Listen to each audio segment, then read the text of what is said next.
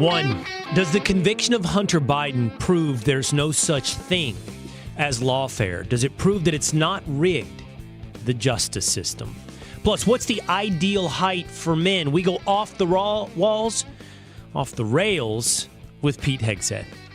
Two, your feedback, a Q&A with the listeners, the militia of the Will Cain Show. And three, suing to protect TikTok. Is banning TikTok a violation of the First Amendment rights of Americans?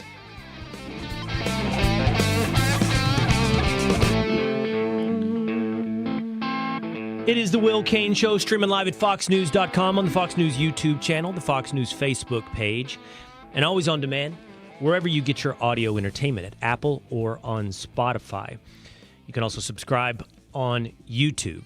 Yesterday, here on the Will Cain Show, we talked about the number one voting issue for not just Americans, but apparently people across the globe. We've seen immigration play a role in the elections in Italy, France, and Germany. And those elections have been described as a win for the far right. Well, I opened today's show asking you, is it far right to want to protect your country from terrorists? Bill Melugin reporting this morning, breaking. Per federal sources, ICE, in conjunction with the FBI's Joint Terrorism Task Force, have arrested 8 Tajikistan nationals with suspected ISIS ties in New York City, Los Angeles, and Philadelphia. Melugin is told all 8 crossed the southern border illegally, receiving full vetting, and had no initial derogatory information that flagged. I'm told derogatory information includes potential national security concerns, and apparently these individuals were released into the United States. Sources were unable to say when and where they crossed illegally into the United States. All are now in ICE custody pending removal proceedings and an active federal investigation. 8 suspected terrorists, reportedly talking about bombings, were caught in New York City, Los Angeles, and Philadelphia after crossing illegal through the United States southern border. I would say this is a surprise, but this has been predicted. Something will happen. And I ask you, to want to protect your country from terrorism, is that far right? Look for the European Union and immigration to give an indication of what will soon happen in America. Let's break down a prediction of the election, plus the 4 characteristics of leadership with story number 1. He is my co-host at Fox and Friends Weekend, my co-host on Off the Walls and on the Will Cain Show here. Off the rails, he is Pete Hegseth. What's up, man? What's up, Will? Not much. I agree with what you said. You know, I'm sitting here today. The guys have already made fun of me here wearing a golf shirt. And I used to host the Will Cain Show in a T-shirt. Clearly, I just got off the back 9. And today, I've gone with the golf shirt. But I've noticed big movement on the Hegseth social media to move not just to the T-shirt, which you're wearing right now, but I was really fascinated with a post last night pushing War on Warriors where we went with a tank top. Although not really a tank top. Nope, more like a sleeveless tee. You know, it didn't taper at the shoulders. It just cut off at the shoulder. It's cut off. It's cut off tee. You know, it's a workout tee. You gotta show the guns while you're working out in the gym. And it was real because I was on the elliptical, the old man elliptical, and I realized this live signing event was in a couple hours and I hadn't promoted it. And so I set up a phone in my backyard and I did a thing. Yeah, it wasn't intentional, truly. But yes, it was a little much. Yeah, it was totally natural. It was spur of the moment. Hey, I'm outside haying. I got to cut a quick video about War on Warriors. Oops, I'm just wearing a tank top. You're right, man. I totally buy that. It was just totally planned in about a 30-second period, not all day. But that is certifiably 100% true. I know you don't buy it, but I'm telling you, it's the truth. All I could think, because I saw the guns and the delts, was like, 275. He's benching 275. And he's proving it right now. And I did analyze the video. I'm like, let me just see what kind of definition is throwing up 225 pounds 10 times and 275 4 times. And I just sit there and I just analyze the gun show. That's a little disturbing, Will. That's a little disturbing. I think we should not talk about that. Except that I'm not alone. This is all everyone was thinking about, and because it was intended in your well-planned video with a tank top. You were sharing the guns with America. We have done the same 1,000 times over in the Hudson River. I will just say this. I have loosened up my social media parameters a little bit more, just off the cuff. I'm can be pretty canned in that stuff. So that was a casualty of that. Yes, I apologize to you, Will. Try to do better. All right, speaking of casualties, I want to address a bit of perhaps criticism. I want to address a little bit of audience feedback. Yesterday here on the Will Cain Show, we spent the bulk of the hour breaking down Hunter Biden's conviction in Delaware. And SWXT says on Twitter, so the justice system rigged or not? Hard to follow you folks. And Jamar Martin on Twitter says to me in response to a tweet that I had published about a month ago, wherein I said, we were promised a return to norms. Well, lawfare is the new norm. You can't close this Pandora's box. And Jamar Martin says to me, waiting for your dumb ass to retweet your own tweet. Is the conviction of Hunter Biden, Pete, proof that we have a fair and even Department of Justice, that the justice system sees no political party, that Donald Trump is not a victim of lawfare? No, not at all. If anything, it just restores faith in average people in Delaware who looked at a pretty obvious case that was really straightforward and didn't belabor it or pretend. They just talked for a couple hours and said, yeah, he was high. He was a user who illegally filled out a form, and so guilty, guilty, guilty. If anything, if you're paying any attention at all and you want any intellectual honesty at all, you have to recognize that the process that led up to both of these cases is what is the evidence of lawfare in our society. So by cherry picking and finding any possible crime they could in the Trump case, they put their thumb on the scale, including bringing in new prosecutors, reviving old cases, stretching statutes, stacking cases, everything they could to try to manufacture something. That's one side. The other side is Hunter Biden, where they tried as hard as they could for 6 years not to charge him with anything, including sweetheart deals, and they haven't charged him with the most significant stuff, which is the foreign agent acting as a foreign agent. The tax stuff's coming up. So all the real shady, significant stuff where he should have registered, he was leveraging his father's influence, they wiped that all away, and they went with the most straightforward charge possible. And yes, a jury, and they didn't want to even charge that, and they tried not to. And then when they did, the jury found him guilty. There's no risk for Hunter, though, because his dad, regardless of what his dad says right now, he'll never see the inside of a jail cell. Between November and January, that position will be conveniently reversed, and Joe will pardon Hunter, of course. He'll never have these charges with him, and that's that. So I think the process proves the dual track of the system. Perfectly said, Hegseth. I hope that Jamar Martin or SWXT are watching the Will Cain Show. And I know that it can come off as sounding like, yeah, but indulge the conversation for just one moment. Hear us out. Pete Hegseth has said it perfectly. The results of a criminal trial are not what proves or disproves the existence of lawfare. It's the process of bringing the trial that proves or disproves the existence of a corrupt system of justice or Department of Justice. No one sit here and says that our justice system is perfect. It's not. It's just better than the alternatives. And it will always be handed over to 12 of your peers. And in Donald Trump's case, 12 of your peers in New York City won't guarantee justice. But the lack of justice is revealed in the fact that the case was brought in New York after passed on by the Federal Elections Commission, the Southern District of New York.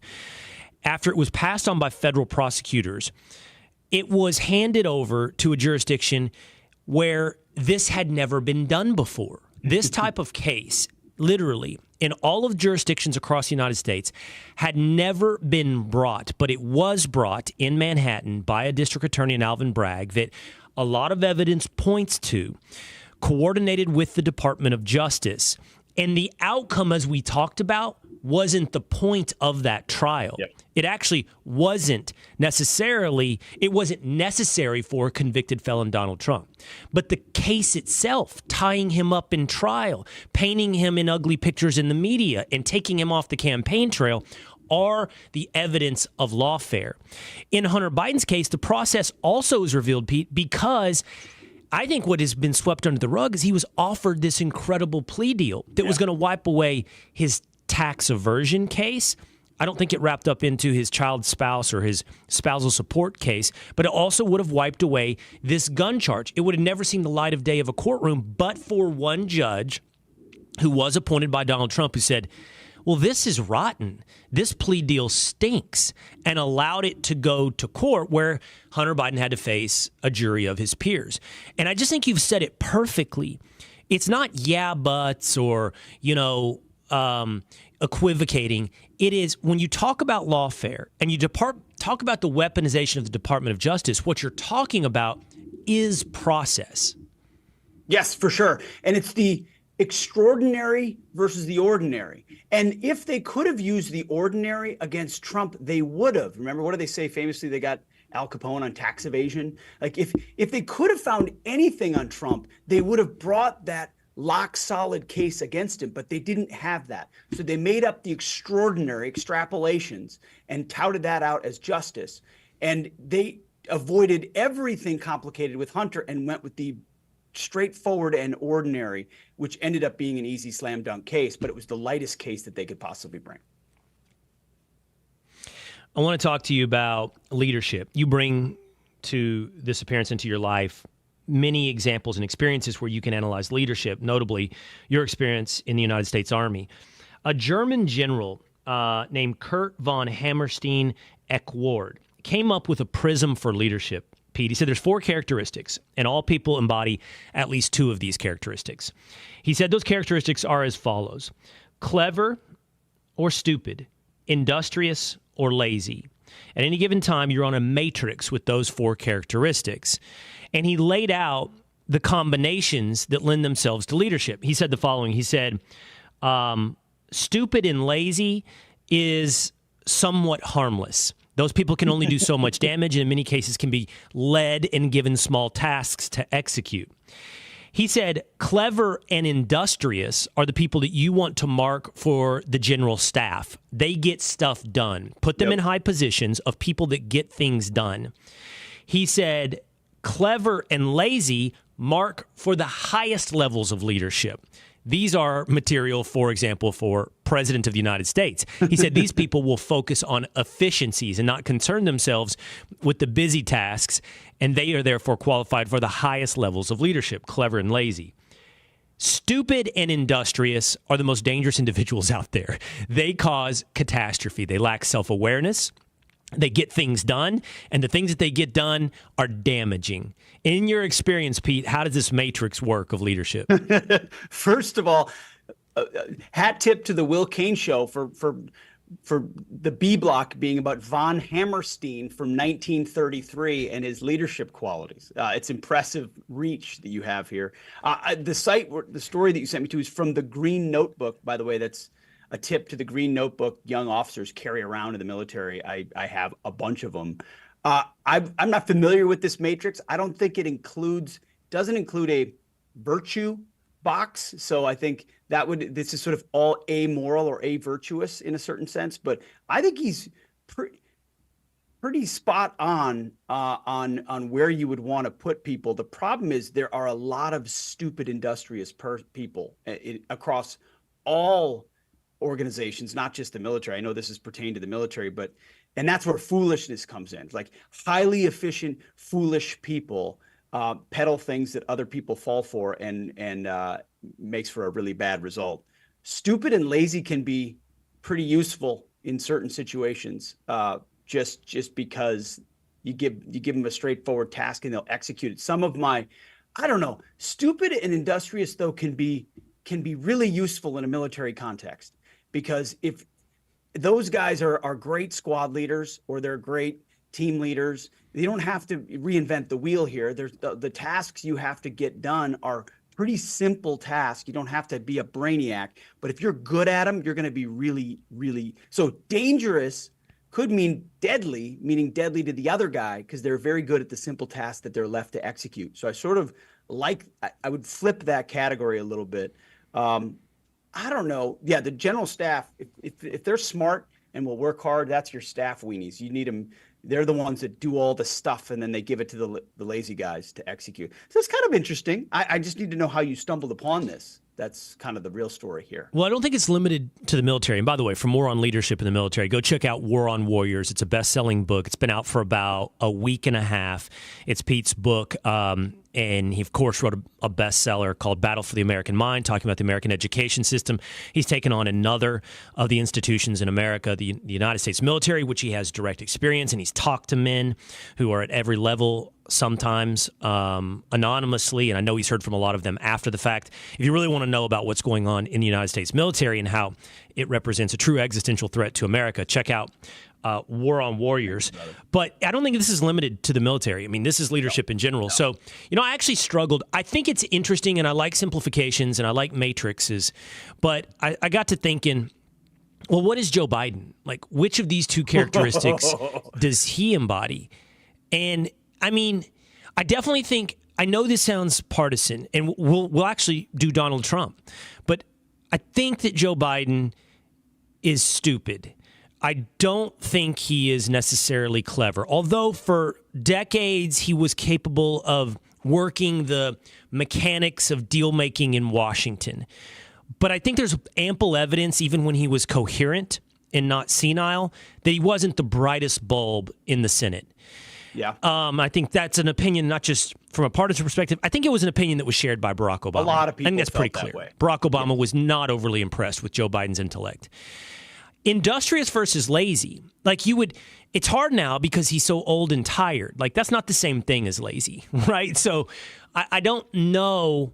I mean, he has to be stupid and lazy at this point, but it's not like a character flaw lazy. It's just like, hey, he's 81.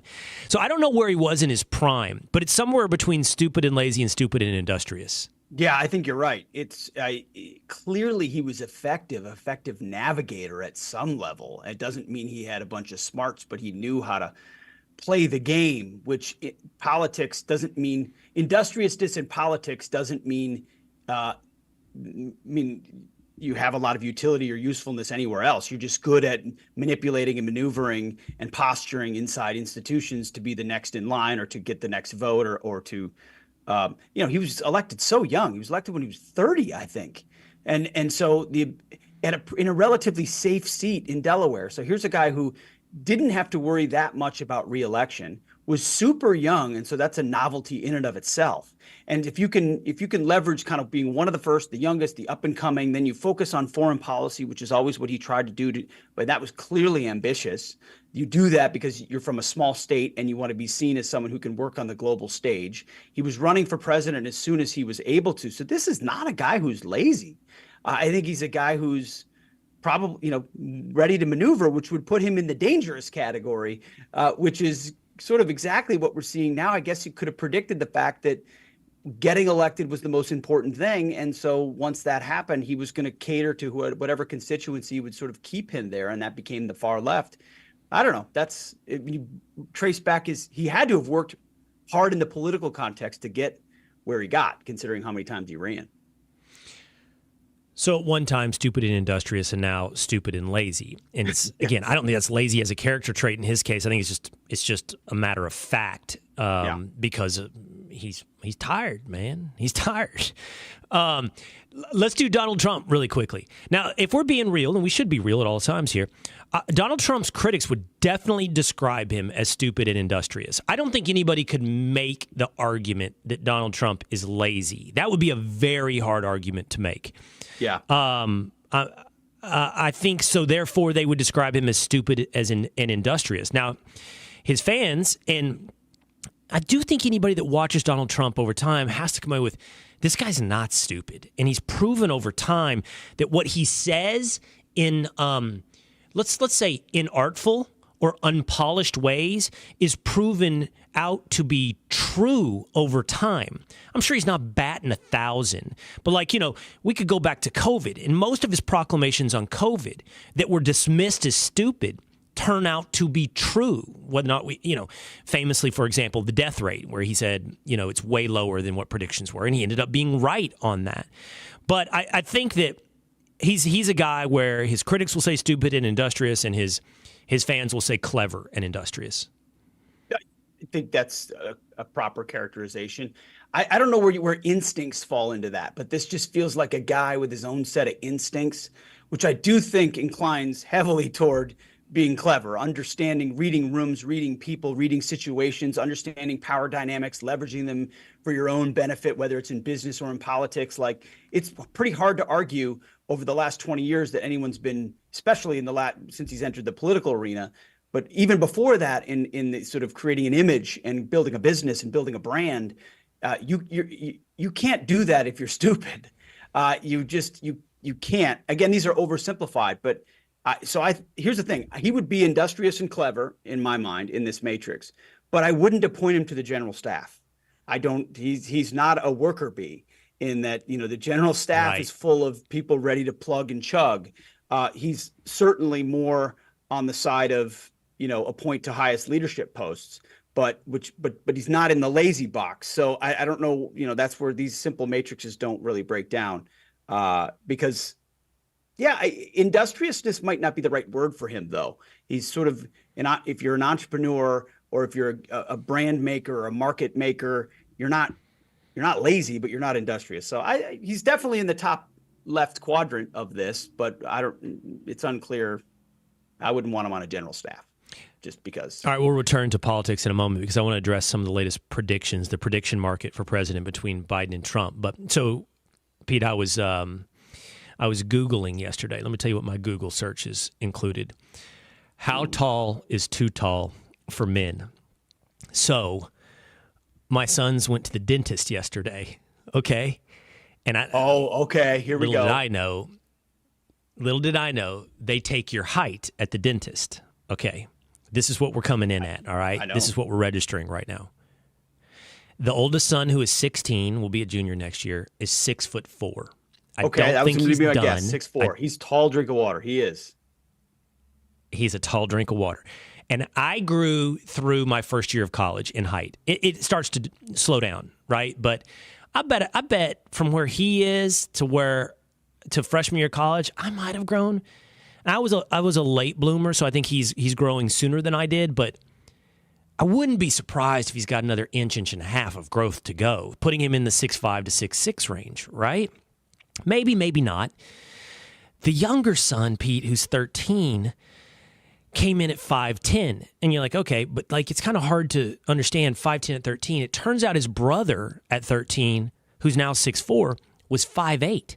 So I'm like, how tall is he gonna be? Wow. If he's already 2 inches ahead of his brother, is he gonna come in at 6'7", 6'8"? And then the Google searches. How tall is too tall, right? And here's what I came back with. First of all, the internet is awful because, average height is 6 foot, and then you start doing global stuff, and of course with race and genetics, it all varies very greatly. But, I'm just shy of 6'2". I think, what are you, 6'1"? 6. In that range? 6'8". Yep. Yeah, I got an inch and a half on you probably. It's a good height, right? You're tall, but you're not like, hey, look at that tall guy. In our business, people always say, they did it this morning. I did a diner with Brian Kilmeade. You're taller than I thought. I know. I always get that. But when is it too tall? There is an answer, right? I mean, there is a point where height stops being an asset. I guess, first of all, whatever you're feeding your Cain boys, send it out here to Tennessee because my kids refuse to grow. I don't know what's happening here. They're all late bloomers or something, but I just look at them. I'm like, guys, come on. It's got to be coming at some point, because you want that. Let's be honest. You want and I look at it often from a basketball background, but it's not just that. It's just a life background. Now, this is going to end well for your sons. This is a good thing. Being tall is not bad. So you should be double thumbs up. I don't know what I feel like you get over 6'7" and you're pushing sort of everyone notices when you're in the room, and they assume you're a basketball player. That's probably right. That's coming. And that's always a shame, because this is how that goes, by the way. My boys play soccer. So you walk into a room and you're 6'7", and everybody goes, "Do you play basketball?" And if you say no, my boys play soccer, then the guys who ask you that question go, "Oh." And because it's like, "Oh, you're super unathletic. You're 6'7", but you can't move."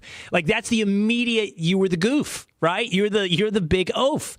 And that, if you don't play basketball and you're 6'7", then you are written off. You went from first pick in the pickup game outside to last pick. And that's my point. At some point, the height becomes a social detriment. And I don't know. I think you're probably right. For a hot second, 6'7" range?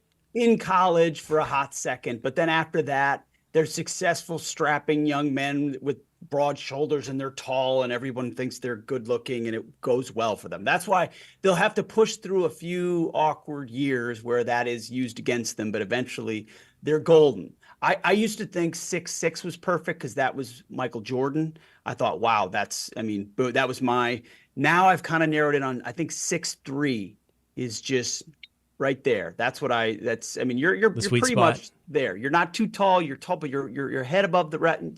It's good. So maybe Charlie will stay. Who knows?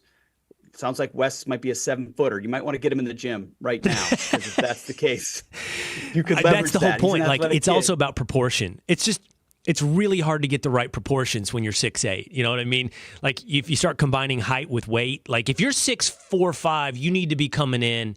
I think you need to be coming in at 200 to 210, probably. I mean, that's a good weight, right? And if you're 170, you're a tall, skinny drink of water.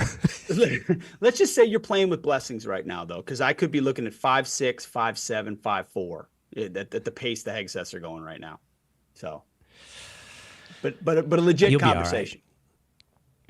Everybody hits it at their own pace, different rates. All right, let's go back to the presidential election now. So a historian named Dr. Alan Lichtman from American University, who's gotten the past 10 presidential elections correct, every presidential election since 1984, has said that the election favors Joe Biden. Now, Pete, his prism is he basically breaks it down into stability versus an earthquake. If you are stable, then it elects the incumbent. Any type of earthquake, war, economic, it favors the challenger. And his estimation is right now it's too stable for Joe Biden, so it favors Joe Biden. I looked, and 538, who's been pretty decent, I think, over the last couple of election cycles as well, has Biden at a 52 to 48 advantage over Trump. But then I have The Economist, and The Economist has Trump 2 out of 3, Biden 1 out of 3, 2/3 to 1/3. And The Economist breaks down the all-important states, Arizona, Michigan, Wisconsin, and Pennsylvania, where Trump maintains 1 to 2 point leads in those particular states. So as you look at this right now, I think, and you and I joked last week when Jon Stewart made fun of us, that, wow, that didn't even hit my radar. I guess we're in a bubble. And I think this is part of, like, let's check our bubble, because there's a sense in our conversations, I believe, that this is heavily leaning towards Trump. But here we have several systems of analysis here that are still pointing to Biden. Yeah, I think you're exactly right. We got to check your bubble a little bit. 538, by the way, has not been all that reliable. They've been sort of perceived as having a bit of a Biden or left-wing polling bias over a couple of cycles that have tried to say they've corrected for it, but maybe they have, maybe they haven't. This Lichtman, I'm familiar with him, and the predictions, I think he's a rare case of someone who's able to be completely dispassionate. There are so few people in the political realm who actually can be analytical and dispassionate without putting their finger on the scale. And even pollsters that tell you they aren't, they usually do. I think the challenge for my brain on this is just watching the enthusiasm gap, is just looking at, and again, maybe that's a bubble aspect too, just because 35 to 40% of the population is massively enthusiastic for Donald Trump and will turn out in the tens of thousands in the heat and the cold. and Joe Biden couldn't draw out a dozen people if he tried, doesn't necessarily preview who will demand the most votes once the political machines get fired up.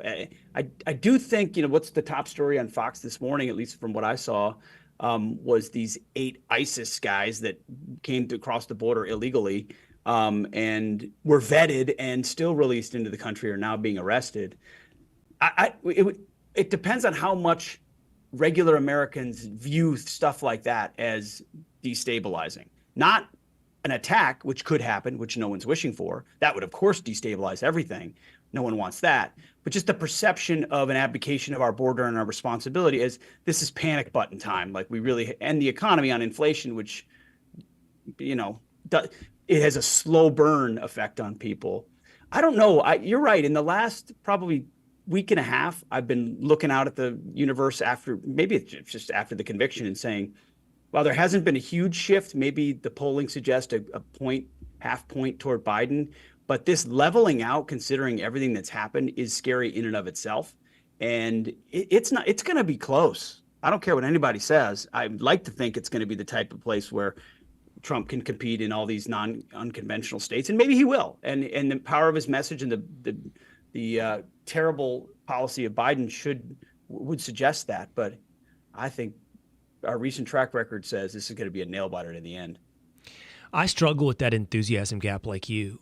And I try to be self-aware because I got it wrong in 2020. I thought Trump would win in 2020. And, for the first time in my life, Pete, I'd been to a Trump rally. I had seen something that you just don't see in politics. But even beyond the rallies, he was in Newport Beach, California earlier this week, and the streets are lined. The streets are lined with people. And as you point out, you just don't see anything like that. Like nothing in the realm of comparison when it comes to Joe Biden.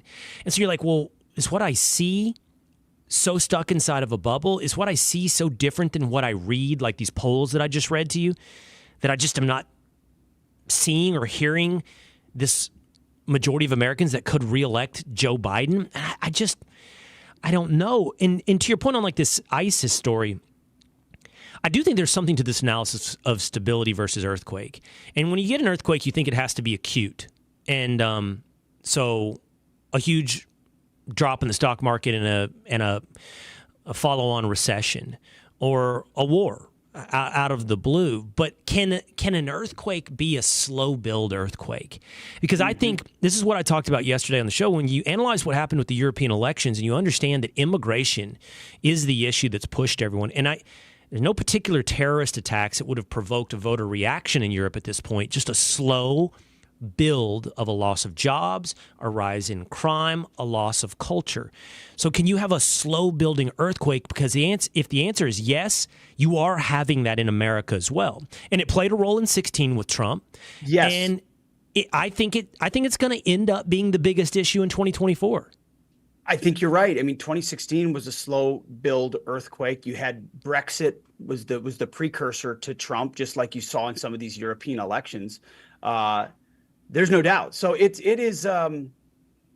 impossible to know. I think it's also difficult to assess a dissatisfaction inside each side of the spectrum, because you see those dissatisfied with Biden out in the street protesting, Hamas and Genocide Joe, and that's all very evident in our faces. And I still think you and I know I'll just speak for myself. I don't often calibrate well kind of that never Trumper Nikki Haley number, which is more under the surface of people that say, hey, I'm a Republican, but I'm not voting for Trump. But they're not out in the streets. They might be on Twitter. Most people aren't paying attention to that. How big is that group vis-a-vis the group that Biden is dealing with, which is very public? So if you've got very public dissatisfaction with Biden, very public support for Donald Trump, and then quiet support for Biden because they're not going to vote for Trump, and then quiet Trump hatred on the Republican side, there's a chance that there's a deceptive current that when we observe it, we're not factoring in. But I still think that growing dissatisfaction, that slow motion earthquake, like you talked about, is a good explanation. And anybody who's paying attention to the security of our communities and our own economic satisfaction, man, they've only got one way to turn right now. All right, last story, huge controversy. Joey Chestnut, 16-time Nathan's hot dog eating contest champion. He's won every hot dog eating contest on the 4th of July since 2016. Has been booted from the competition. Why? Because he took I believe, 7-figure endorsement from Impossible Foods, plant-based, vegan, meat maker, hot dog maker, and I didn't realize this, but I guess participating in the 4th of July hot dog eating contest is part and parcel with sort of a brand advertisement for Nathan's. And so if you're out there endorsing Impossible Foods, Impossible Meat, you can't be a part of the Nathan's, professional eaters or whatever they call it, professional eating competition. And so he's out, like the beyond Tiger Woods, beyond Tom Brady. I mean, Joey Chestnut's championship belts put almost everybody to shame. He's above Bill Russell. So are you outraged? Not at all. I think if any, I think Joey Chestnut made out well. I mean, where in the world is he going to get a 7-figure endorsement? I think Nathan's is absolutely right. They opened the pathway for a new champ. If anything, I don't know. I mean, this really could hurt Joey Chestnut because you kind of Bud Lighted it a little bit. Like your whole thing is hot dogs, and now you go with fake hot dogs. I don't know. I don't know who's going to end up winning in this thing. Or does Nathan's? Are you outraged at Joey? I'm not. Are you mad at, like, my producer Tinfoil Pat has called him un-American, and I can only imagine the opinion of Rachel Campos Duffy. Are you mad at Joey for doing an endorsement with Impossible Foods? I mean, I think it's stupid. I think Impossible Foods are ridiculous. I don't want fake meat. I can't connect with it, but it's pretty hard to argue with a guy leveraging his success to do a 7-figure check on Beyond. I mean, it's not a right. Communist thing. It's like it's a stupid vegan thing. So but he's got to be comfortable with the fact that he's probably turning off his base. I don't know, but who is Joey Chestnut's base? I mean, really, let's be honest about that. Does he really have a massive fan base? Maybe he does that I'm not aware of. And he is betraying hot dogs. I don't know. My tank is empty. I've only got so much outrage to offer. Like, exactly. I'm sorry. It's one of my great failings. It's not a bottomless pit. I can't be mad. I just can't. Yeah, it may be stupid to your point. And you're a big hot dog guy. You're a big hot dog guy. I've seen you reach for the hot dog over the hamburger, which I consider a cardinal sin. But 10 minutes on the clock. 10 minutes. Have you done this? 10 minutes on the clock. How many hot dogs could you eat? You got to take down the bun, too. We've done it on Fox and Friends on 1 minute. And I think I did like 6 or something. 10 minutes? Maybe. Did you do the bun on Fox and Friends? Yeah. We tried to. I did the dip. Try to do the dip in the bun. That's so hard. 10 minutes, maybe, probably 10. I don't know. 12. It's not. I think I was really on that more show. Difficult than people think. I think I opted out. I think I mailed that one in. This is a thing I never want to win in life. I don't want to do it. I never want to win this. I'll eat on camera. I'm not Brian Kilmeade. But I don't want to eat as fast as humanly possible. And not even on camera. In any, I just don't want to do it. I don't want to do this. Were you, wait, hold on. By the way, Joey's record is 76. I'm pretty sure you were. We had a moment where there was a fast eating contest, there was a couple of months there where it was all about that. You did the blue cheese dip. I remember that. I'll never forget that. And we did a hot dog in there, but maybe you did bow out. Yeah, I don't understand the appeal. I just mailed it in. What I'm going to try to do, me and the wife, there's this 9 innings, 9 hot dogs, 9 beers challenge. That's a thing. Yeah. I don't want to try to do it myself. We're going to try to do it between the two of us. 9 innings, 9 hot dogs, 9 beers. And I feel like I'll carry the lion's share of it, but I'll get some help. What? Oh, tag team it? Yeah, tag team that's it. doable. Yeah. I don't want to do that either. That feels enjoyable. I'll actually like it. I don't want to hate myself and do 9 by myself, but I'll do it together with somebody else. You know, I thought about you. We talked about that challenge, the producers of the Will Cain Show, and I said, I'm not built for this. I don't want to drink 9 beers. And it's not that I don't like having a good time. I get tired of drinking the same thing after a while. And so, like, first beer, you do good jump times. around on drinks. Second, that's what I'll do. I make mistakes. I start jumping around. Because like 3 beers, I'm like, I don't want this. I'll have a vodka soda. And now my roller coaster has left the tracks, you know? Mm-hmm. Now yours is different. You just don't have a break. So whether or not it's a break, a B-R-A-K-E, you don't have a break. So whether or not it's beers or your gin and soda, what's the difference? 3, 11, it's the same thing. Beers, easy beans. It just doesn't. I just wouldn't feel good the next day, and I'm into feeling good the next day these days. So I would never do that challenge. All right, you are my. If we have a draft for professional eating, and you have to draft among your friends, you're my first round draft pick. Pete Let's Hegseth. go. I'm happy. And by the way, that makes me proud. Thank you, brother. Get him on your social media. Go to Instagram. Check out the Gun Show, and while you're there, pick up the War on Warriors. Hey, we find out today, Will, in about 4 hours where it is on the New York Times list. So I'll keep you posted. Well, I don't trust the New York Times bestseller list, so I don't know if it's real or not. But I can't imagine you wouldn't be number one. I'm serious. Like if you're not number one, I don't trust it either. There's nothing to trust. I already don't trust it. We'll see. Sometimes you can overwhelm them. Thank you, Pete Hegseth. Thanks, man. You got it. There he goes. Again, check out War on Warriors, host Off the Rails here with me on the Will Cain Show every other week, Off the Wall, and Fox and Friends on the Fox News channel. All right, coming up, a lot of your feedback today. I want to get to that, a little Q&A session with you, the Willisha, the audience of the Will Cain Show. And then, is it a violation of the First Amendment rights of Americans to ban TikTok? All that's coming up on the Will Cain Show.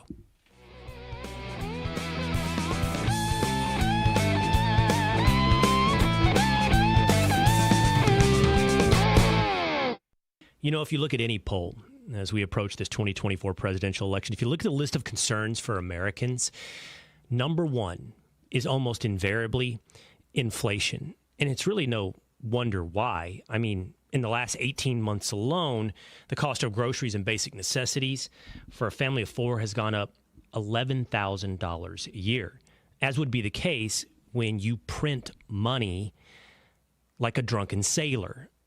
As is in any basic economic understanding, supply and demand. You increase the supply of something, you reduce the value of something. And we've increased the supply of money to the extent that your dollar has lost 24% of its purchasing power. This is all backed upon the fact that we rack up government debt and print money. Government debt to the tune of $1 trillion every 100 days.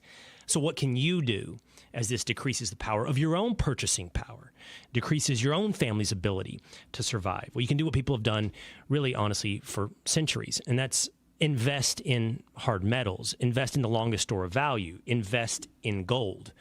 And I've done that. And what better way to do that than the way that I've done that through our friends at Lear Capital. Lear Capital will help you through the process. All you have to do is call them. It's 800-920-8388.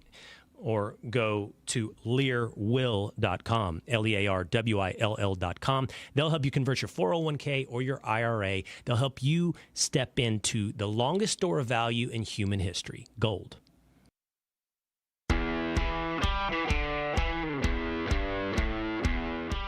Trump needs to be more disciplined with his message. I had a conversation last night with someone saying he's really actually been very disciplined ever since his conviction in New York. It is the Will Cain Show, streaming live at foxnews.com, on terrestrial radio across this great USA, and also streaming on Fox News' YouTube channel and Fox News' Facebook page. If you ever missed part of the Will Cain Show, you can go back and you can catch it on demand by subscribing at Apple or on Spotify in audio format, or subscribing on YouTube in video format. And by subscribing, you can also become a member of our community, hang out, leave comments, and become a part of the Will Cain Show. And that's exactly what we intend to do here today, is interact with you, the listeners, the viewers of the Will Cain Show. Timmy Pollock, PhD, says on YouTube, Hunter will plead guilty in his tax case. No way they want all that info made public. And then Joe will pardon him. Mike in Mansfield on Twitter says, Will, if it was your son, what would you do? Well, there was an interesting conversation between Tucker Carlson and Chris Cuomo recently, and Tucker Carlson used to talk about this. Family comes first. And this was in light of many of the things that Chris Cuomo had said or done on CNN in protection of his brother, then governor of New York, Andrew Cuomo. And Carlson had made the point he understands. He understands wanting to protect your brother. He understands family. And I can understand family. And if it were my son, you're right. I would be interested in extending my son a pardon. But there are other things that I would not do. And that is the blatant exploitation of family, as pointed out yesterday's episode of the Will Cain Show with Miranda Devine, by Joe Biden. What we're talking about is putting them in positions as props, political props. It's always a struggle. How much, when you have a public life, do you share that is private? You heard me just now talking about the height of my sons, and even when I'm talking about it, and I try to always be real with the audience, and I'm always real with Pete Hegseth. Then I try to tell you the conversation, the thoughts that I'm having, even sometimes when it's private. But it does cross my mind. Like, it's not my business to talk about necessarily how tall my sons might be. And I do have a moment of second guess. And I don't know if it's right or not. But I know I'm not in some calculated manner using them as props. Joe Biden, when he was sworn in as Senate and his children were still in the hospital from a bad car accident, is sworn in the hospital room behind his children sitting in hospital beds. This is political props of your family, putting them, in Hunter Biden's case, in positions to be the point man on influence peddling schemes. Whether or not they're illegal or corrupt, they were quite clearly and obviously influence peddling schemes. So I'd like to think, Mike, in Mansfield, that I, while would want to do everything possible to protect my son, even going so far as to granting him a pardon, I wouldn't have made him a political pawn, a prop throughout my career in politics. Speaking of height, Donnie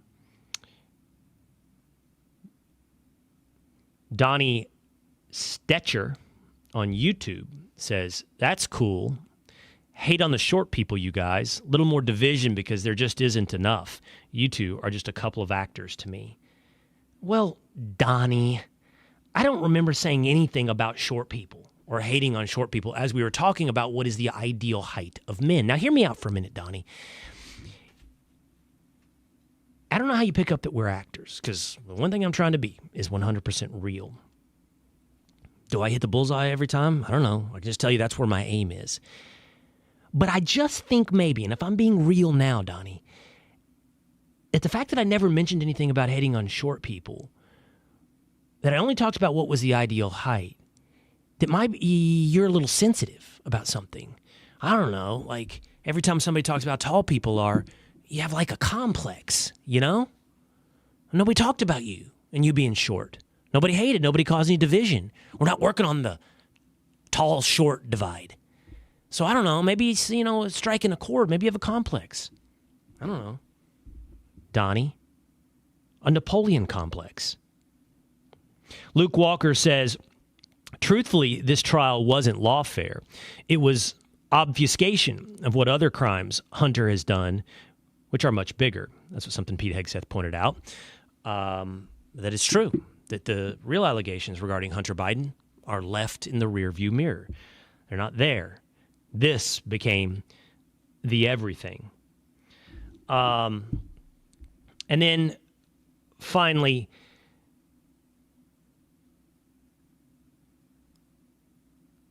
Eljo Mistletoe says, I deleted TikTok, and that is my most successful social media app. Just have a bad feeling. I think they broadcast depression brainwaves. Interesting. I'm not on TikTok. I've thought about it on multiple occasions because I know its power.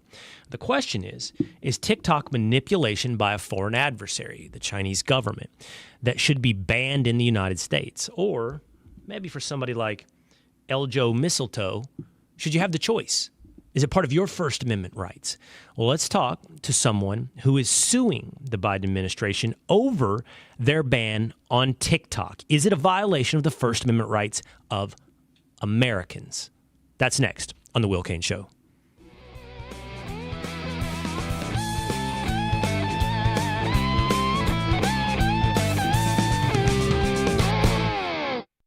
I'm Dana Perino, and this is Perino on Politics. Dana Perino, co-host of The Five and co-anchor of America's Newsroom, returns to Fox News Audio with a brand new podcast, Perino on Politics. Listeners of Everything Will Be Okay will be thrilled by the return of a familiar voice, but with a fresh spin as Dana guides audiences through the 2024 election cycle. Make sure you subscribe to this series wherever you download podcasts and leave a rating and review. This is an election year unlike any other. That's why you need America's #1 most watched news source, Fox News. Stay with us. All the way to election night. The candidates Are ready.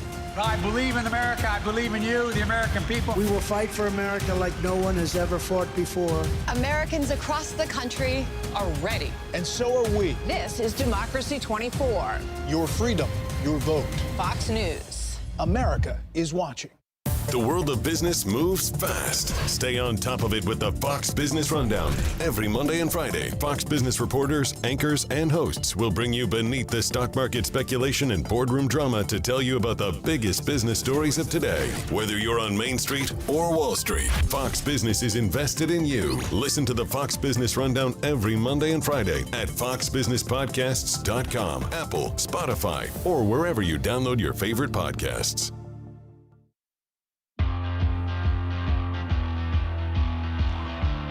The Liberty Justice Center files a First Amendment lawsuit against the federal TikTok ban. This on behalf of pro-liberty influencers. It is the Will Cain Show, streaming live at foxnews.com, on the Fox News YouTube channel, the Fox News Facebook page, and on terrestrial radio across the USA. And it's always on demand. Just hit subscribe, Apple, Spotify, or on YouTube. One of those pro-liberty influencers is Hannah Cox. She is the president and co-founder of BASEDPolitics. She's on X at Hannah D. Cox, and she is part of this lawsuit to stop the ban on TikTok. Hi, Hannah. Hey, Will. Good to see you. Hannah, I heard you were listening to our conversation regarding the ideal height for men. Before I get your opinion, I don't know, Hannah. Are you single? Are you 30s? I'm newly married. Late 20s? I'm actually what's 36. What?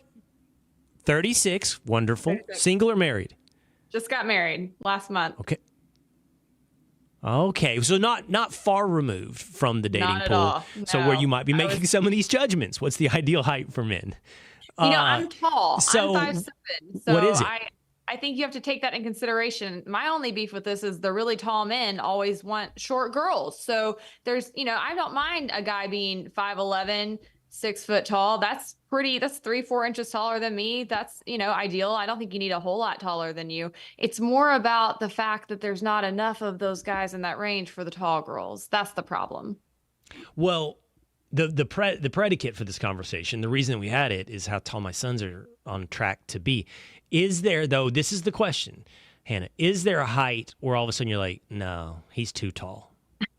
Yeah, actually, I was telling your producer off camera, my business partner, Brad, is 6'4". And even when I'm in heels and next to him, I'm like, you are just a giant of a man. Like, he feels excessively tall to me. So I think, 6'3", 6'4" is about my cutoff. And then other than that, it's a little intimidating, to have somebody that much taller than you, especially when you're used to being tall. I don't like it. I want to feel like I'm on equal footing.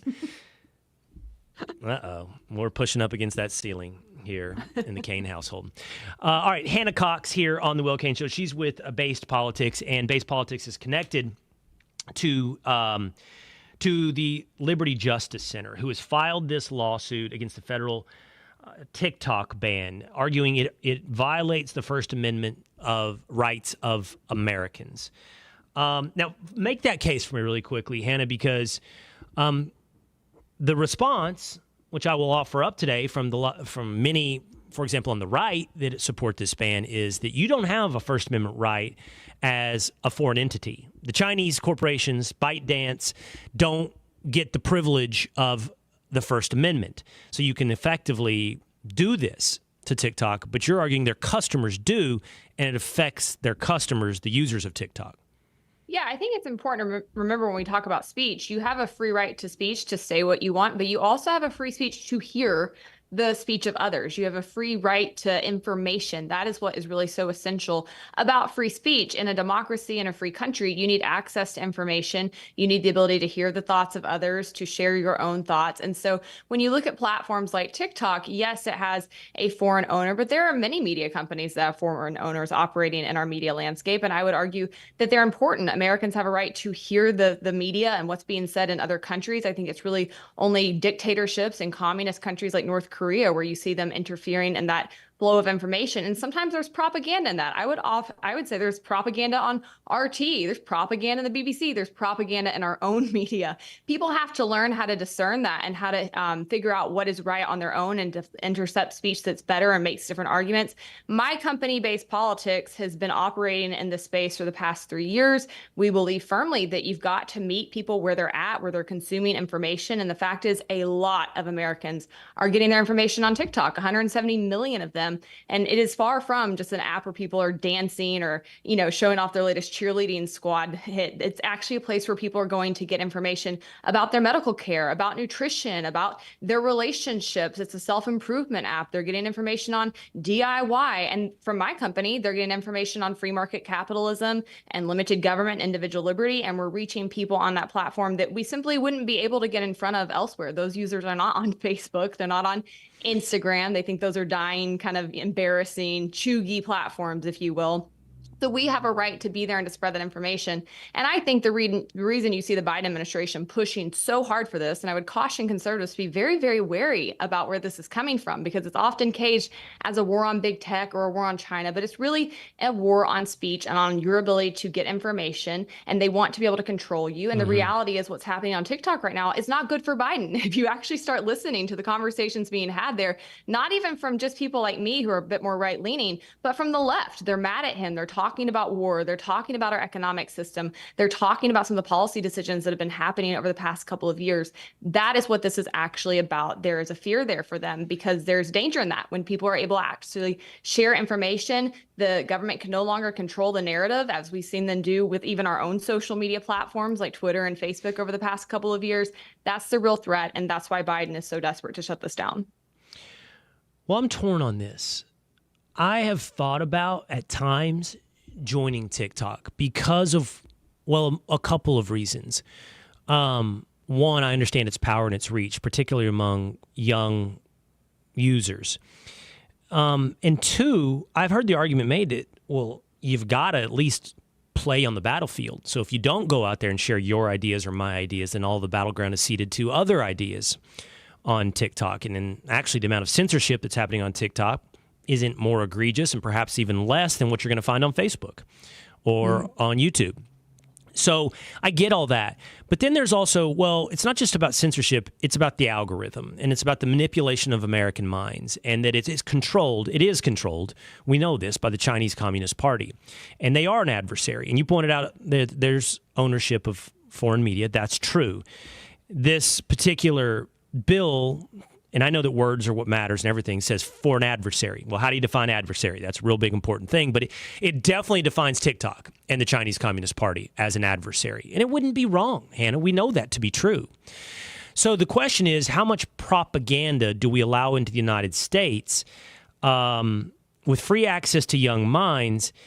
And I hear you on RT, and I believe principally in the idea of the democratization of information. You have to be able to get it all in and sort it out in your mind, and that's the only healthy way for it to work. But we didn't allow the Japanese to paper over us with propaganda flyers during World War II. We didn't let the Nazis take over radio stations, and we're talking about literally the German Nazi Party taking over, because we're talking about the Chinese Communist Party.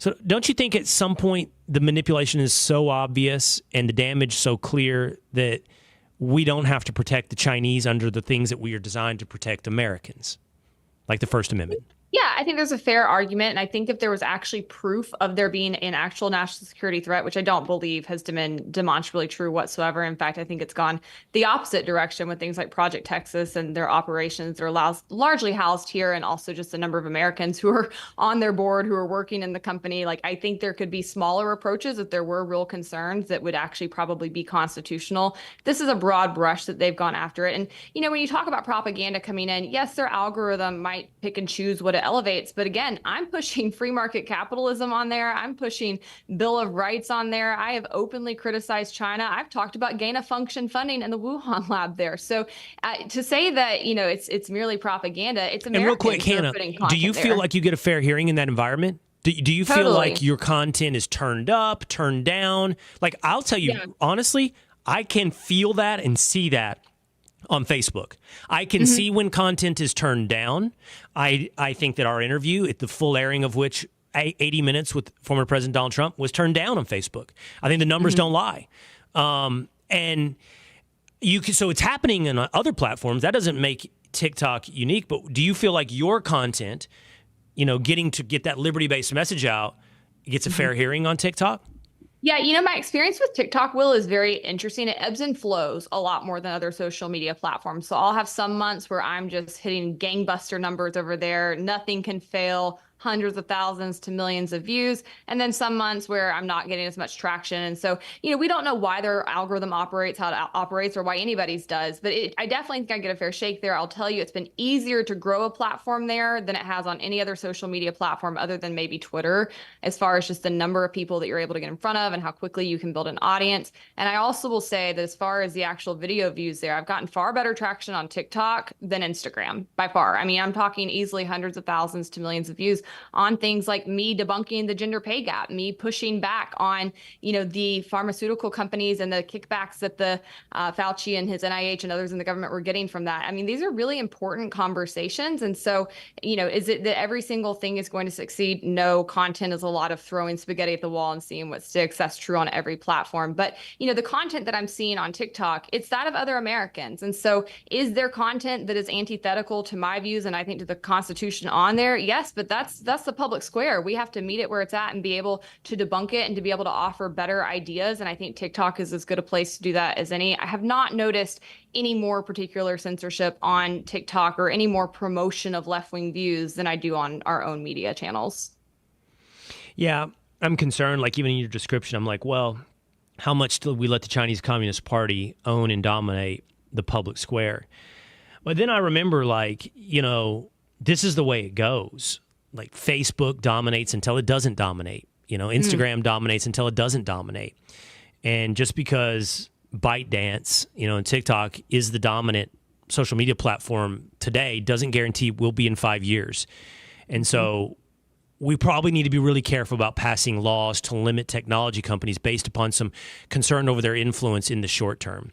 These things, Facebook is still really powerful, don't get me wrong, but these things are not CBS. They're not they have no track record of half a century of dominance, because the next guy in the garage can proverbially disrupt them. That's probably getting less accurate and less so over time.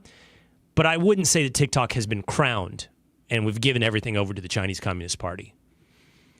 I think you're right. And like I said, I think if we were concerned about the CCP and its involvement, there were other steps that our government could have taken to protect Americans' data. There's been a lot of bills put in front of them, not just from on the TikTok angle, but from our own media, our own social media that we know is collecting a lot of data on us, our own government, which is collecting a lot of data on us. There's things they could do, I think, to protect Americans without this broad brush stroke sort of approach. And I do think that the language in it is very subjective. Whoever the president determines to be a foreign adversary, all of a sudden the president has unilateral power to just get rid of a media source that's inconvenient for him. It's very short-sighted. And I really do think that at the end of the day, freedom isn't always perfect. There's downsides, there's calculations, there's concerns, but I would rather deal with the consequences of freedom and of free speech and of free market capitalism than I would the secondary consequences of allowing the government to set this kind of precedent. And I do think that it is a very serious precedent that's being set here. It's much bigger than TikTok. I have plenty of social media platforms that I utilize. If I thought that this wasn't about a bigger thing, I don't know that we'd go through these steps, but I think this is part of an overarching agenda to get control of the narrative again, to get control of new media, and as a whole, to limit people's free speech and ability to hear information that is not popular or convenient for those in power. Yeah. Technology companies come and go, but laws are just about forever. So how will this be applied into forever? All right, BASEDPolitics on X at Hannah D. Cox. Hannah Cox will follow this lawsuit from the Liberty Justice Center over the ban from TikTok. Thank you so much for being on the Will Cain Show. Appreciate it. All right. Well, that is going to do it for us today. Make sure you hit subscribe, Apple, Spotify, YouTube, and come hang out with us every Monday through Thursday live, 12 o'clock Eastern time on YouTube, Facebook, or foxnews.com. I'll see you again next time.